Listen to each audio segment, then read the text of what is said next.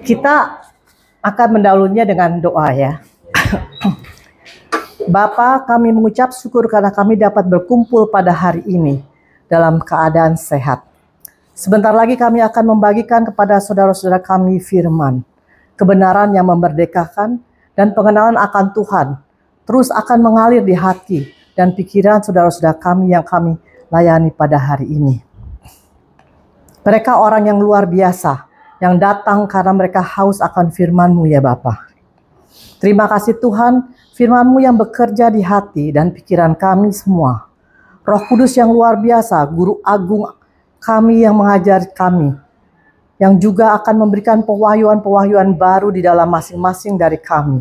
Pada saat ini sehingga mereka terus bertumbuh dalam pengenalan akan Tuhan. Pewahyuan bertambah karena telinga yang mendengar. Sehingga pada saat mereka pulang nanti mereka berkemenangan. Ada pewahyuan, ada mujizat, ada kesembuhan dalam setiap pelayanan kami. Terima kasih Tuhan karena kami memiliki hikmat yang daripada-Mu, yang luar biasa untuk dapat melayani pada hari ini.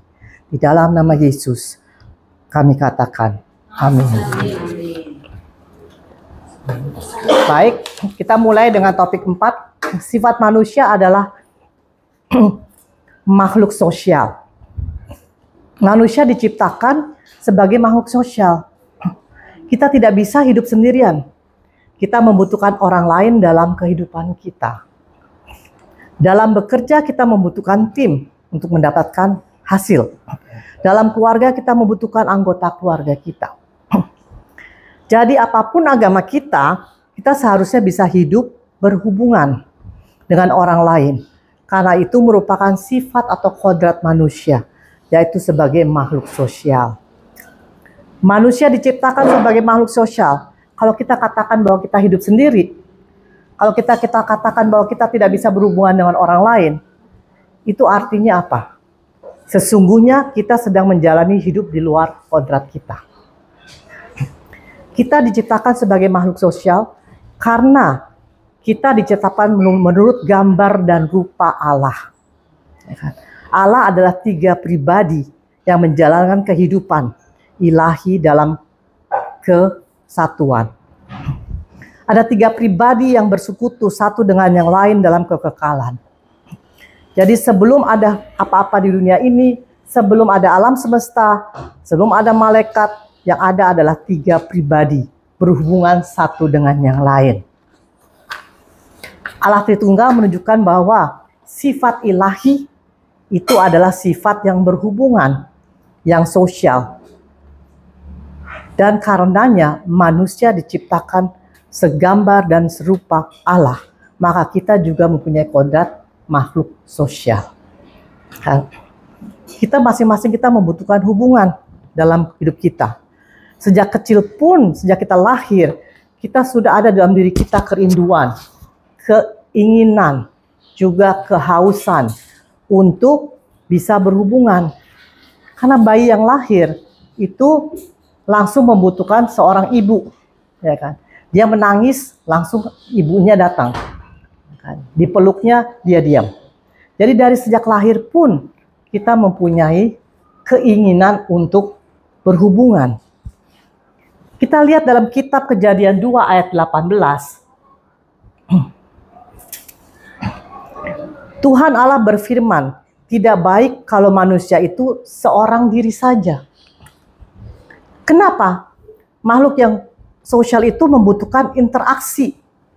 Interaksi itu dibutuhkan manusia supaya kita dapat menjalankan fungsi, tugas, tanggung jawab, dan juga panggilan Allah di dalam hidup kita. Kita tidak mungkin bekerja sendiri. Kalau kita katakan bahwa kita bisa hidup sendirian, berarti kita hidup di luar kodrat kita. Karena memang kita tidak diciptakan untuk sendirian. Kita bukan untuk menjadi Lone Rangers di dalam kehidupan ini. Ayat ini tidak berlaku hanya untuk dalam konteks pernikahan, tapi juga dalam konteks kehidupan, yaitu menjelaskan bagaimana manusia bisa berfungsi untuk menjalankan tugas dan tanggung jawabnya. Jadi kalau kita lihat next, manusia membutuhkan orang lain dalam menjalankan tugas dan tanggung jawabnya, dan juga panggilan Allah dalam hidupnya. Sebagaimana juga saya dan Anda tidak bisa hidup sebagai Lone Ranger dalam kehidupan. Anda ditipu kalau Anda merasa bahwa Anda bisa hidup sendirian. Jadi kita lihat dalam kitab Kejadian 1 ayat 26 dikatakan, baiklah kita menjadikan manusia menurut gambar dan rupa kita, supaya mereka berkuasa dan lain-lain. Di ayat ini disebutkan kata kita, artinya pribadi yang jamak. Allah Tritunggal adalah pribadi yang sosial, yang sifatnya berinteraksi satu sama lain dalam kekekalan. Jadi Allah tidak berkehendak kita hidup dalam isolasi. Nah, kita lihat sekarang di kitab Kejadian 1 ayat 31 dan kitab Kejadian 2 ayat 18a ini. Kedua ayat ini menjelaskan hal yang berbeda. Di Kejadian 1 ayat 31 itu disebutkan, maka Allah melihat segala sesuatu yang dijadikannya itu sungguh baik.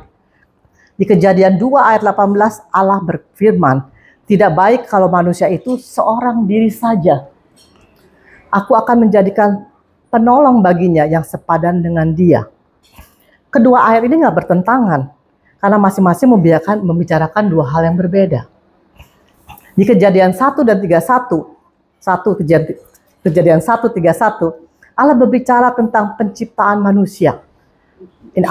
Ayat ini menjelaskan bahwa ciptaan Tuhan itu sempurna, utuh, lengkap, dan dapat berfungsi. Dikatakan manusia diciptakan sendiri, iya, tapi mereka tidak lonely. Karena Adam masih bisa berinteraksi dengan Allah dan juga hewan-hewan yang ada pada saat itu.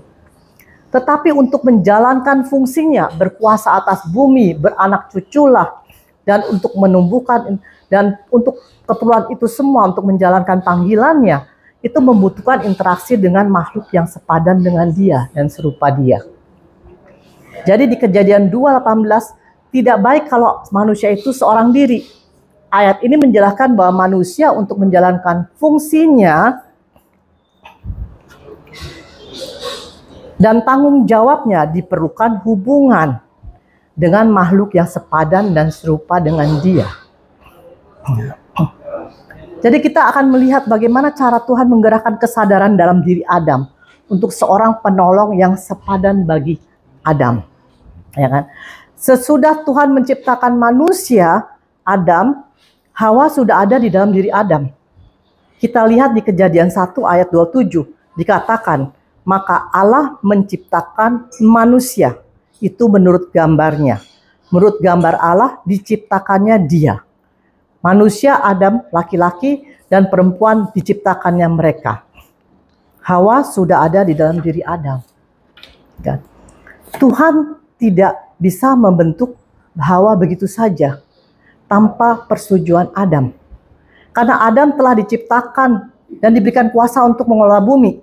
Allah telah memberikan dia kehendak bebas pada Adam. Jadi Allah perlu kerjasama dengan Adam untuk dapat menciptakan manusia kedua, yaitu Hawa, yang dikeluarkan dari diri Adam. Bagaimana caranya? Tuhan untuk menggerakkan kesadaran Adam bahwa dia perlu seorang pendamping. Di Kejadian 2 ayat 19 dikatakan, lalu Tuhan Allah membentuk dari tanah segala binatang hutan dan segala burung di udara. Dibawanya lah semua kepada manusia itu atau pada Adam untuk melihat bagaimana ia menamainya. Dan seperti nama yang diberikan manusia itu kepada tiap-tiap makhluk yang hidup, demikianlah nama makhluk itu. Semua binatang diciptakan Tuhan. Tuhan memberi kuasa untuk Adam untuk menamainya. Di Kejadian 2 ayat 20, manusia itu memberi nama kepada segala ternak, kepada burung-burung di udara, dan kepada segala binatang di hutan. Tetapi baginya tidak menjumpai penolong sepadan dengan dia. Setelah Adam menamai semua hewan jantan dan betina berpasang-pasangan, seperti hewan ini rusa jantan, rusa betina, ayam jantan, ayam betina.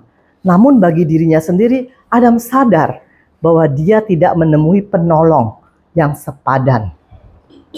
Di sini kita bisa melihat Tuhan tahu Adam perlu penolong, Tapi Tuhan tidak mau serta-merta membentuk Hawa. Dia memilih cara untuk membawa binatang-binatang itu, betina dan jantan, untuk dinamai Adam. Itu cara Tuhan untuk menggerakkan manusia. Dia memberikan sesuatu yang bisa dilihat, dipahami, dan disetujui. Jadi begitu diri Adam muncul keinginan untuk bisa memiliki penolong, lalu Allah bertindak. Lalu Tuhan membuat Adam tidur nyenyak. Dan Allah menciptakan Hawa, dan Hawa dibawanya ke Adam. Dan Adam berkata kepada Hawa bahwa inilah tulang dari tulangku dan daging dari dagingku. Dan ia dinamakan perempuan. Jadi inilah proses bagaimana Tuhan Allah menunjukkan kepada kita kesadaran bahwa kita adalah makhluk sosial. Kita butuh orang lain yang sepadan dengan kita. Kita perlu sadar di dalam bisnis pekerjaan kita ataupun pelayananmu, Anda memerlukan orang-orang penolong yang sepadan dengan kita. Bagaimana caranya? Jika kita ingin mendapatkannya, Anda harus berdoa. Dia akan menuntun Anda kepada pertemuan ilahi dalam hubungan. Saat Allah mengoneksikan Anda dengan seseorang dalam sebuah hubungan, akan ada damai sejahtera. Jadi Anda tahu itu dari Tuhan. Di Yeremia 10 ayat 23, Tuhan berkata, aku tahu bahwa manusia tidak berkuasa untuk menentukan jalannya. Dan orang yang berjalan tidak berkuasa untuk menetapkan langkahnya. Jadi kehendak dan rencana Tuhan bahwa kita harus hidup dalam hubungan satu dengan yang lain. Dan setiap manusia membutuhkan penolong yang sepadan. Comparable pada dirinya. Untuk mengenapi tujuan dan panggilan Tuhan atas dirinya. Jadi kita lihat juga di dalam Pengkhotbah 4 ayat 9 dan 10. Next slide.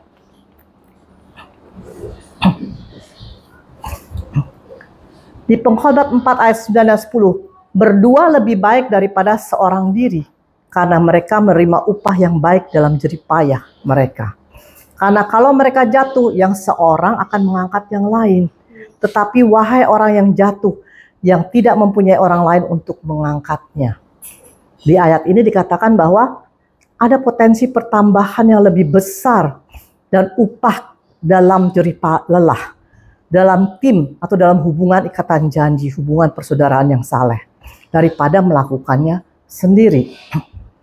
Ada dorongan semangat, kekuatan, dan dukungan datang dari hubungan yang saleh.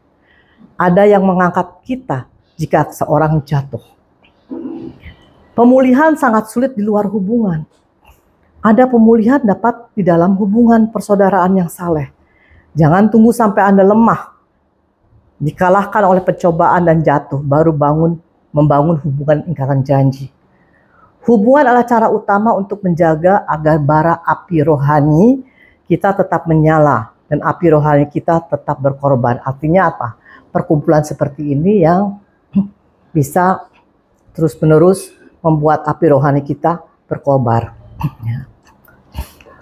Jadi hubungan memberi kita juga tenaga, kuasa eksponensial untuk mengalahkan musuh kita dan menghadapi kesukaran hidup. Jadi kita bisa sharing dengan orang-orang yang godly, godly person. Di ayat 12, dan bila mana dapat dikalahkan, 2 orang akan dapat bertahan. 3 lembar tidak mudah diputuskan. Dan terakhir adalah di Amos 3 ayat 6. Berjalankah 2 orang bersama jika mereka belum berjanji? Artinya dibutuhkan 2 orang untuk kesepakatan untuk bisa berjalan bersama. Jadi kenapa pentingnya kita harus memiliki hubungan persaudaraan yang saleh? Pertama, karena kita diciptakan menurut gambar dan serupa Allah. Tadi saya sudah jelaskan. Kedua, secara fungsional kita adalah bagian dari tubuh Kristus, saling terhubung satu dengan yang lain. Itu di dalam 1 Korintus 12 ayat 12 sampai 14. Karena sama seperti tubuh itu satu dan anggotanya banyak. dan segala anggota itu sekalipun banyak merupakan satu tubuh, demikian pula Kristus. Sebab dalam satu roh kita semua, baik orang Yahudi maupun Yunani, baik budak maupun orang merdeka, telah dibaptis menjadi satu tubuh, dan kita semua diberi minum dari satu roh. Ayat ke-14, karena tubuh tidak terdiri dari satu anggota tetapi atas banyak anggota. Di sini dikatakan bahwa masing-masing dari kita memiliki fungsi. Kita tidak boleh menganggap diri kita tidak punya peran dalam tubuh Kristus. Justru kita diingatkan bahwa bagian yang paling terkecil pun dianggap paling penting. Kadang-kadang kita berpikir bahwa orang yang tampil di layar atau yang tampil di mimbar itu yang terpenting. Itu salah. Ya kan? Semua anggota tubuh Kristus mempunyai fungsi dan peran yang penting. Seperti dikatakan di Efesus 4 ayat 16. Daripadanya lah seluruh tubuh yang rapi tersusun dan diikat menjadi satu oleh pelayanan semua bagiannya. Sesuai dengan kadar pekerjaan tiap-tiap anggota, menerima pertumbuhannya dan membangun dirinya dalam kasih. Jadi kalau kita bisa melakukan peran kita masing-masing di dalam tubuh Kristus, kita akan bertumbuh bersama-sama. Dan kita akan membangun diri kita dalam kasih, bukan satu dengan yang lain. Jadi yang ketiga, reasonnya kenapa penting hubungan persaudaraan yang saleh. Allah itu kasih, dan kasih itu perlu diekspresikan. Kasih itu kalau tidak diekspresikan itu bukan kasih. Di Yohanes 15 ayat 12 dikatakan, inilah perintahku supaya kamu saling mengasihi seperti aku telah mengasihi kamu. Dan kita telah menerima kasih Allah. Di Roma 5 ayat 5, kasih Allah telah dicurahkan di dalam hati kita oleh Roh Kudus yang telah dikaruniakan kepada kita, sehingga kita bisa mengasihi sesama kita. Sifat daripada kasih itu apa? Untuk diberikan kepada orang lain. Kalau kita tidak memberikan kasih itu pada orang lain, artinya kita mengasihi diri sendiri atau self-centered. Dan itu adalah awal dari penderitaan. Sifat kasih itu perlu dibagikan. Yang keempat adalah kenapa hubungan persaudaraan yang salah itu penting. Karena musuh dapat memanfaatkan kesendirian kita. Itu di 1 Petrus 5 ayat 8. Sadarlah dan berjaga-jagalah. Lawanmu si iblis berjalan keliling sama seperti singa yang mengaum-ngaum dan mencari orang yang dapat ditelannya. Ayat ini bukan untuk menakut-nakuti. Ayat ini agar kita waspada. Kita tidak tenggelam dalam kesendirian. Musuh mencari orang yang hidupnya dalam kesendirian. Bagaimana singa mengejar mangsanya? Singa mengejar mangsanya dengan memisahkan mangsanya dari kelompoknya. Di saat itu mangsanya sendiri baru diterkamnya. Di zaman sekarang ini adalah kita hidup di zaman sosial media. Kita berhubungan yang kita dipisahkan dengan melalui Zoom. Ya, kita bisa berkomunikasi, kita bisa chatting, bisa apapun juga. Namun hubungan yang salah itu tidak bisa lewat Zoom. Karena kita perlu merangkul, bertatap muka, berjabatan tangan. Kita perlu kontak fisik sebagai makhluk sosial. Hewan aja kalau bertemu dengan satu dengan yang lain menyapa, ya kan? Secara fisik, ya kan? Manusia juga begitu secara fisik. Jadi kita tahu upaya iblis itu ada terus, ya kan? Untuk memisahkan kita. Kita yang sudah tahu firman Tuhan, kita perlu melawan iblis dan mematahkannya dalam lingkungan kita dengan memperkatakan firman. Jadi kita harus peduli dengan kepada orang-orang yang kita layani. Kalau mau gampang Zoom aja deh. Ya, apa-apa kalau misalnya ada, apalagi kalau di ya, Zoom aja deh. Ya kan gitu. Tapi sebenarnya itu bukan establish godly relationship. Ya kan? Kita perlu kontak, kita perlu berkumpul, merangkul, sharing firman di dalam tatap muka. Apalagi dalam akhir zaman ini, justru kita berjalan berlawanan dengan arus dunia. Ya kan? Kita tidak dapat hidup sendiri. Kita butuh hubungan persaudaraan yang saleh. Nah, sekarang pertanyaan, apa hubungan persaudaraan yang saleh itu? Hubungan persaudaraan yang saleh adalah hubungan yang membangun kita. Hubungan yang menolong kita di dalam panggilan Tuhan atas hidup kita. Dan untuk menjalankan tugas ilahi dan juga membangun hubungan kita dengan Tuhan juga. Orang-orang yang menolong Anda untuk bertumbuh di dalam Tuhan untuk mengendapi panggilannya. Bukan sekedar persekutuan. Fellowship. Fellowship jangan digabung dengan gossiping ya. Fellowship itu harus punya tujuan. Ya kan? Kita bisa bersharing firman yang membangun kita. Kalau fellowship hanya untuk gosip, itu bukan fellowship. Ya. Itu namanya gosip. Nah, persaudaraan yang salah itu membangun dirimu, membangun Anda supaya bisa keluar dari comfort zone Anda. Zona nyamanmu. Orang yang bisa membuatmu bertumbuh adalah orang yang mengeluarkan kamu dari zona nyamanmu. Contoh dalam Alkitab adalah Abraham yang keluar dari lingkungannya. Musa keluar dari lingkungan untuk mengembalakan umat Israel. Daud dikucilkan dari lingkungannya. Anda harus sampai ke titik di mana Anda tidak punya pijakan. Ya kan? Baru Tuhan bisa membentuk dirimu. Kalau Anda mau bertumbuh, Anda harus keluar dari comfort zone Anda. Kita dipisahkan dari kenyamanan dan berdiri di atas janji Tuhan. Jadi godly relationship itu membangun dirimu untuk mengenapi panggilanmu. Seperti Timotius dan Paulus itu contoh di Alkitab, beberapa orang menjalin hubungan persaudaraan yang saleh. Jadi intinya persaudaraan yang saleh itu membangun, mendidik, menguatkan, menolong Anda untuk menggenapi panggilan Tuhan untuk hidupmu. Dan membantu juga dalam hubunganmu dengan Tuhan. Tuhan menggunakan manusia untuk melakukan hal ini. Bukan menggunakan malaikat atau Roh Kudus tapi dia menggunakan manusia. Jadi Tuhan menggunakan manusia untuk membangun dirimu. Karena apa? Kita semua memiliki titik kelemahan atau blind spot kita. Kita semua membutuhkan dukungan yang memerlukan hubungan orang-orang dengan orang-orang lain agar berhasil dalam kehidupan ini. Kita melihat di Lukas 10 ayat 1. Yesus mengutus murid-muridnya berdua-dua, tidak sendiri-sendiri. Banyak contoh lainnya, Musa dan Yosua, Elia dan Elisa, Paulus dan Barnabas, dan juga Yesus dengan 12 muridnya. Nah, jadi hubungan persaudaraan itu harus kita miliki. Dan kita juga membutuhkan mentor. Kenapa? Kita butuh mentor yang kepadanya kita accountable. Supaya kita selalu on track. Ya kan? Kita selalu on track di dalam panggilan Tuhan ke dalam hidup kita. Mentor adalah orang-orang yang mencurahkan dirinya kepada Anda.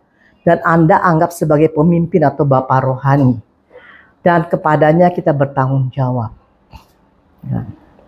Jadi kesimpulannya di dalam pelajaran ini adalah, pelajaran ini mendorong kita untuk menyadari bahwa kita butuh persaudaraan yang saleh. Anda perlu tertanam di dalam gereja yang membangun dirimu untuk bisa bertumbuh. Gereja yang memiliki visi misi juga pemuritan. Sehingga Anda diberkati untuk memberkati orang lain. Jadi pendetanya nggak sibuk yang untuk memuridkan orang, ya kan?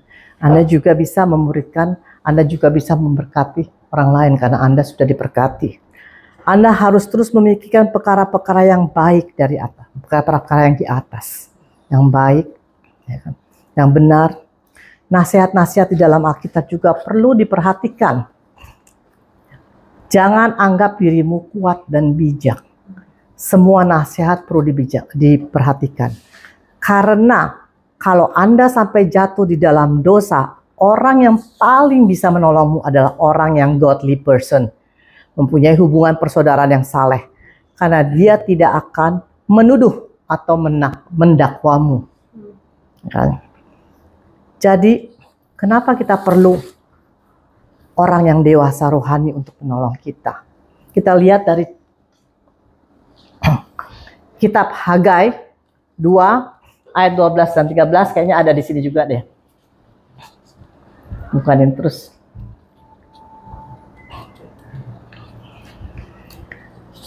Dikatakan di situ, andai kata seorang pembawa daging kudus dalam panca bajunya, lalu dengan puncanya itu ia menyentuh roti atau sesuatu masakan atau anggur atau minyak atau sesuatu yang dapat dimakan, menjadi kuduskah yang disentuh itu?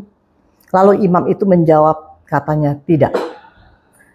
Berkatalah pula Hagai, jika seorang yang najis oleh mayat menyentuh semua ini, menjadi najiskah yang disentuh itu? Para imam itu menjawab, tentu. Kalau Anda mau dipulihkan, Anda hanya bisa dipulihkan oleh Tuhan.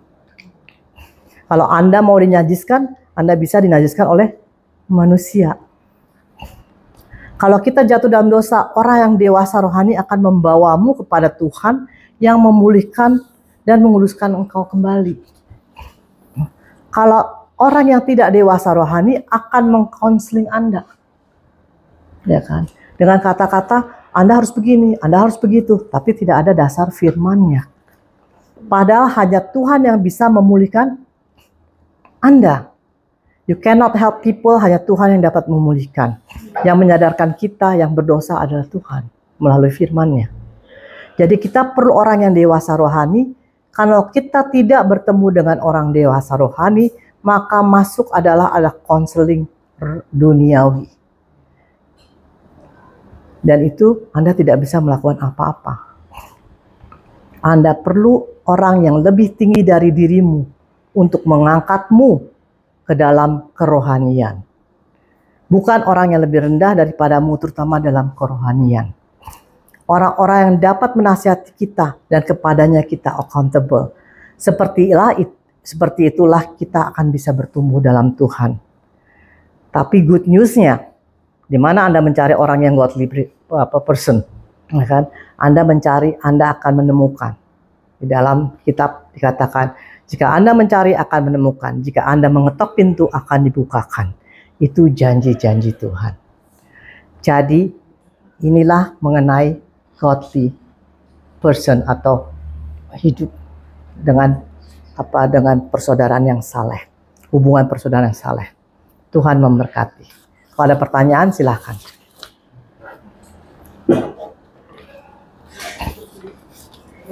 Ya kamu aja. Ayo Iman.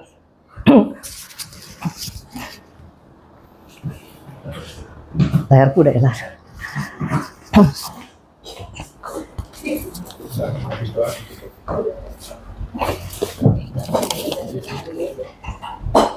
Bapak, kami mengucap syukur karena Tuhan mengajarkan kepada kami kebenaran firman.